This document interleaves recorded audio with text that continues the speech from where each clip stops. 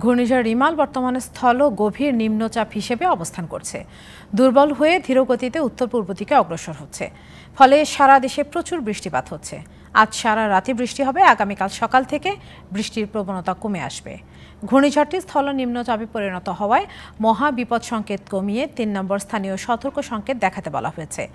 আগামীকাল সকাল পর্যন্ত নৌযানগুলোকে নিরাপদ আশ্রয়ে থাকতে বলা হয়েছে। সকাল ৬টা থেকে বেলা ৩টা পর্যন্ত বৃষ্টিপাত রেকর্ড করা হয়েছে ১১৫ মিলিমিটার।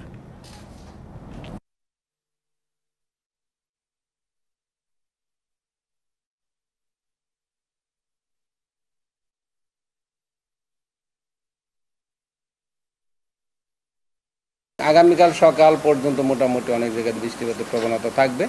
তবে দুপুরের পর থেকে চলমান যে